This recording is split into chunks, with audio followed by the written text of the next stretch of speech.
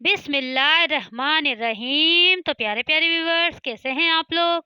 आज मैं लेकर आई हूँ आपके लिए ढाबा स्टाइल अंडे छोले की रेसिपी।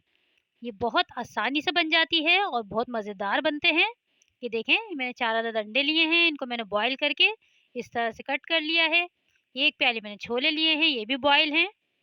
1 चम्मच मैंने हल्दी ली है, 1 चम्मच मैंने धनिया पाउडर लिया है, 1 चम्मच मैंने लाल पिसी हुई मिर्चें ली हैं और आधी चम्मच मैंने कश्मीरी लाल मिर्चें ली हैं और नमक लिया है हस्ब ज़रूरत। ये लिए हैं मैंने गार्निशिंग के लिए हरी मिर्चें और हरा धनिया। ये 2 अदद टमाटर है, हमने पेस्ट बना लिया है और एक छोटी सी प्याज है, इसका भी मैंने पेस्ट बना लिया है। चलिए बनाना स्टार्ट करते हैं। ये आधा कप मैंने तेल लिया है, कढ़ाई में डाल दिया है। इसमें मैं प्याज डाल के थोड़ा सा इसको भूनूंगी। प्याज को देखें, हमें थोड़ा सा भूनना है, इसका थोड़ा सा कलर चेंज करना है। जब तक ये भुन रही है गाइस, मेरे चैनल को सब्सक्राइब करें, मेरी वीडियो पसंद आती है तो लाइक करें, शेयर करें और मुझे बता दिया करें कि मेरी वीडियो आपको कैसी लगती है। ये देखें, थोड़ा सा कलर चेंज हो गया है इसका। अब हम इसमें टमाटर का पेस्ट ऐड करेंगे। ये देखें,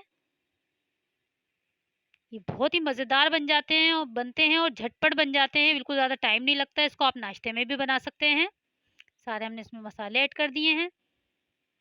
अब इसको भूनना है हमें, जब तक इसका तेल सेपरेट ना हो जाए, इतना हमें भूनना है इसको। 10 से 15 मिनट में ये ज़बरदस्त भुन जाएगा बिल्कुल। इसको हमें सही से भूनना है ताकि इसका कच्चापन खत्म हो। देखें, तेल इसका अलग होने लगा है, हमें थोड़ी सी देर और भूनना है इसको। इसकी सबसे मेन चीज़ जो होती है, भुनाई होती है इसकी। आप जितना अच्छा भुनेंगे उतना ज़बरदस्त जायका बनेगा इसका। ये देखें, तेल बिल्कुल सेपरेट हो गया इसका। अब हम इसमें छोले ऐड करेंगे। ये हमें छोले ऐड कर देने हैं इसमें। थोड़ा सा हमें इसको चलाना है बस। इसमें अब हम अंडे ऐड कर देंगे, जो हमने काट के रखे हुए हैं अंडे। ये आप पराठों के साथ बनाएं, यकीन करें आपको इतना ज़बरदस्त लगेगा कि आप इसको बार बार बनाएंगे। ये मैंने अंडे ऐड कर दिए इसमें। इसको हमें दम पे रखना है बस थोड़ी देर। देखिए माशाल्लाह इसकी लुक कितनी ज़बरदस्त लग रही है। इसमें हरी मिर्चें हमें डालनी है, इसे बारीक काट के मैंने डाल दी हैं।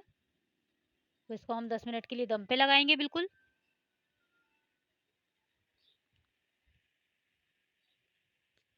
10 मिनट के बाद मैं दिखाऊंगी आपको इसका फाइनल लुक।